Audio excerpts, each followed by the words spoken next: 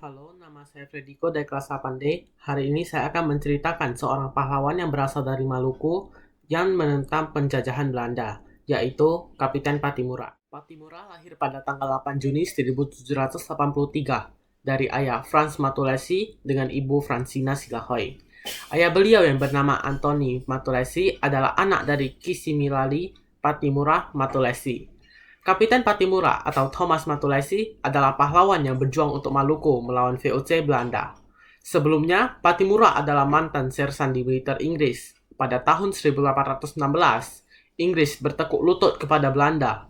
Kedatangan kembali kolonial Belanda pada tahun 1817 mendapat tantangan keras dari rakyat. Hal ini disebabkan karena kondisi politik, ekonomi, dan hubungan kemasyarakatan yang buruk selama 2 abad. Rakyat Maluku akhirnya bangkit, mengangkat senjata di bawah pimpinan Kapiten Patimura. Sebagai panglima perang, Kapiten Patimura mengatur strategi perang bersama pembantunya.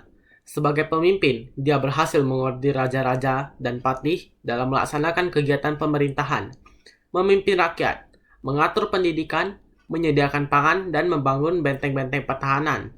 Dalam perjuangan menentang Belanda, ia juga menggalang persatuan dengan kerajaan Ternate dan Tidore, raja-raja di Bali, Sulawesi, dan Jawa.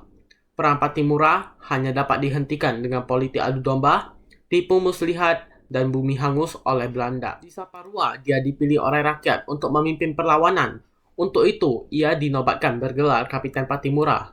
Pada tanggal 16 Mei 1817, suatu pertempuran yang luar biasa terjadi. Rakyat Saparua, di bawah kepemimpinan Kapiten Patimura tersebut berhasil merebut benteng Durstate.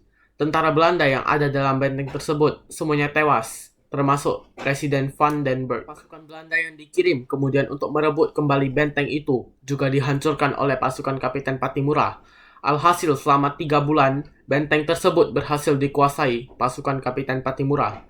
Namun, Belanda tidak mau menyerahkan begitu saja benteng itu.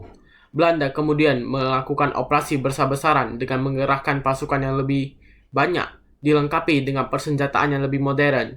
Pasukan Patimura akhirnya kewalahan dan terpukul mundur. Di Sirisori, Kapiten Patimura berhasil ditangkap pasukan Belanda.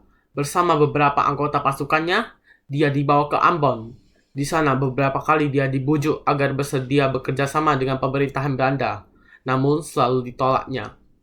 Para tokoh pejuang akhirnya dapat ditangkap dan mengakhiri pengabdiannya di tiang gantungan pada tanggal 16 Desember 1817 di kota Ambon.